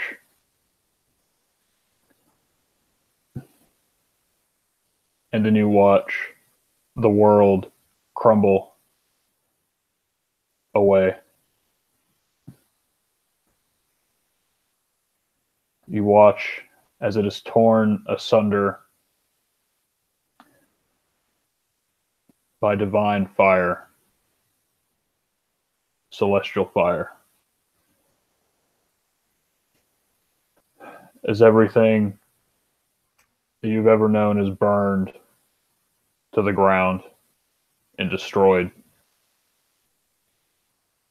The vision changes. You see atop a hill, watching everything unfold as the world burns. You see a man with long, stark white hair, garbed in these magnificent celestial robes that you've seen so many times before. His eyes, or his gaze, turns to look at the three of you as if he knows that you are all observing.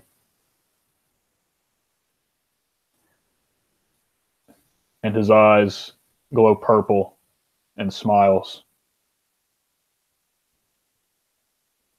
And in a flash, you watch as one draconic wing sprouts from his back, another angelic wing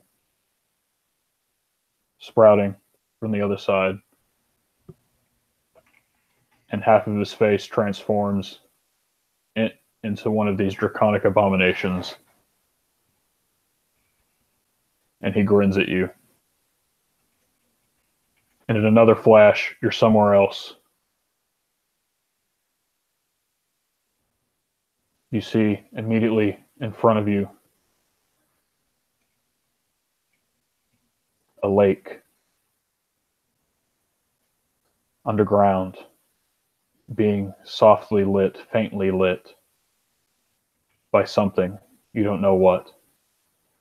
And at the edge of this lake, a figure kneels at the banks, his hand waving out the water. He brings it up and lets the water run through his hand. But this hand is draconic, clawed. But you see that it is scaleless, as if they've been ripped off his skin.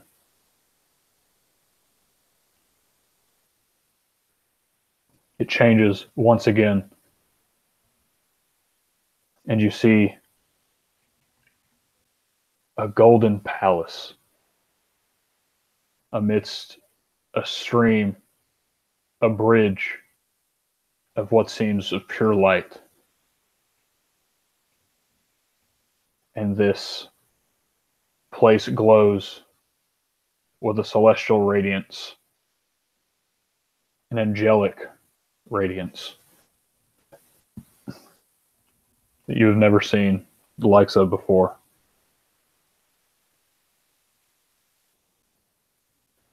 This is the grandest structure you've ever laid your eyes upon, and it is massive. And draped atop the walls of this palace are flags with the symbol of the White Lighters.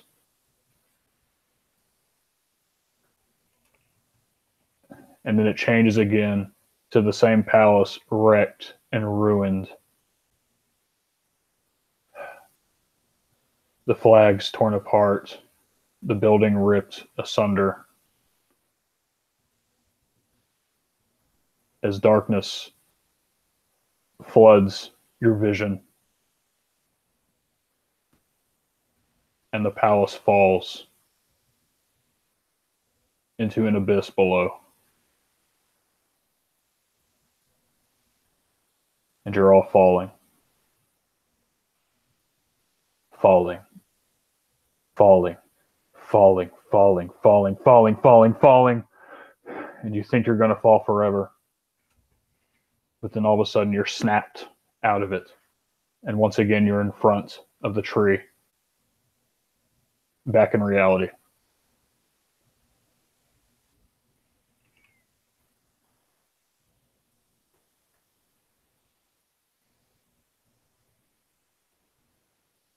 What is it that you saw?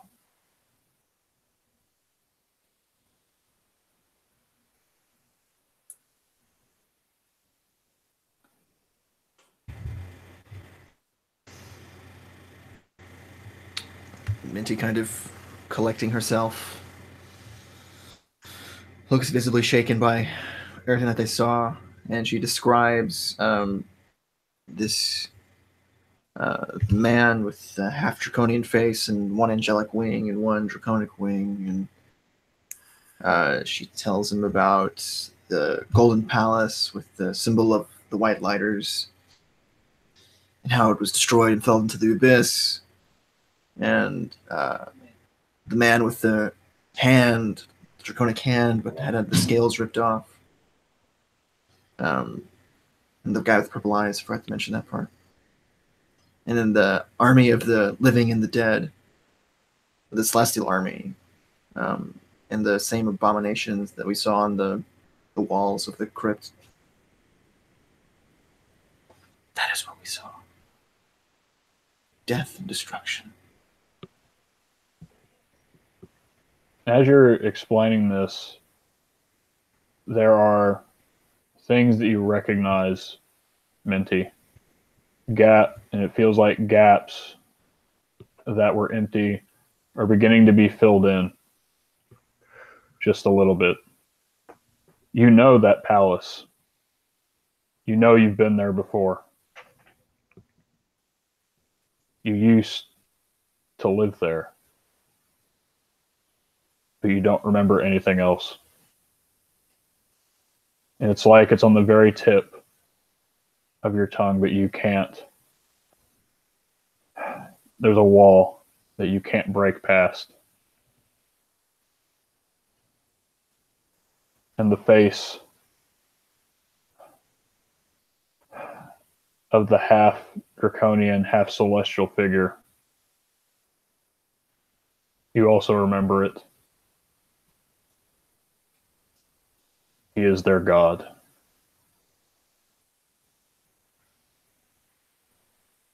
You don't know how you know this, but you know it.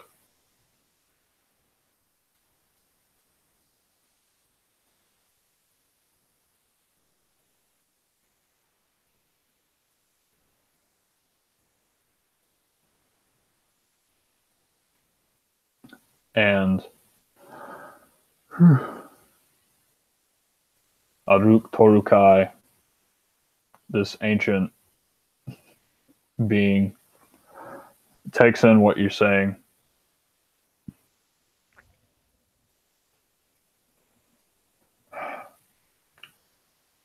And he sighs. It is a vision of what's to come.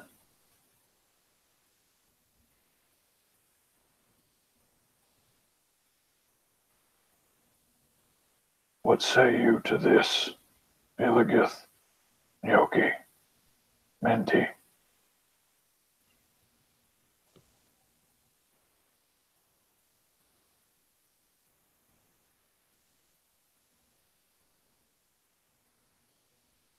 How does it make you feel?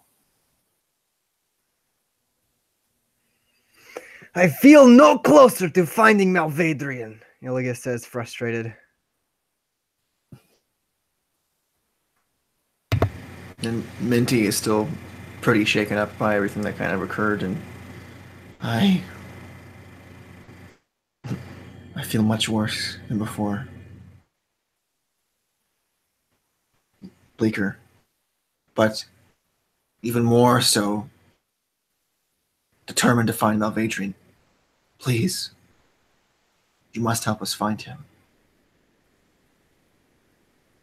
Please. Yep. And as you think of those thoughts, like, we must find Mal, another gap seems to be filled in. And you feel a connection you had before, but you thought it lost. but it's still there. You feel Malvadrian, and you feel how clouded he is. How far gone. As if he's been corrupted by something. By the matron.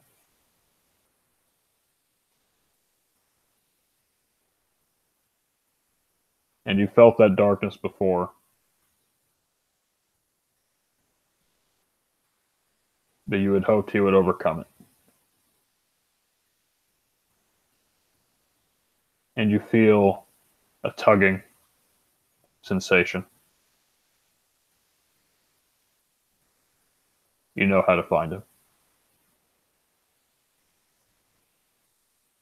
You know where to go.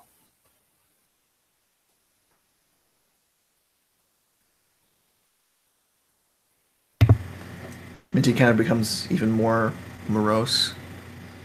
And just kind of feeling that same connection, kind of feeling what he feels, and realizing how bleak the situation is for both him and the prospect of getting through to him.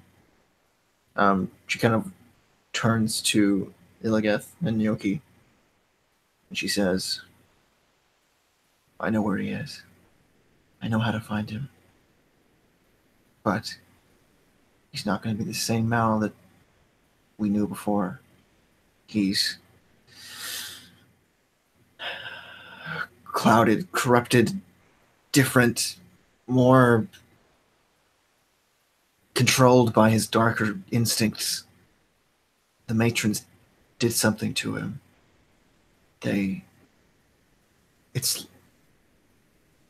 It's like they lit the match that was that powder cake that we know as Malvadrian. He's reckless. I don't know how to save him, but I know we have to try. Please, let's go now, before it's too late. Please. Then the matron will burn for the harm she did to him. Lead the way.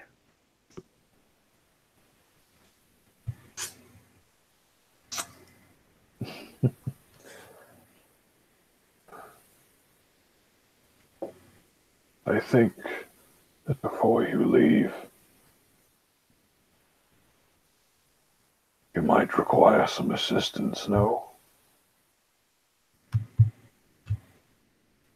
My people will accompany you. What you saw, I have a feeling that in order to stop the wheels of fate from turning and return the flow to what it once was, you are going to need him. Take my people. Kill the Striga. And be on your way.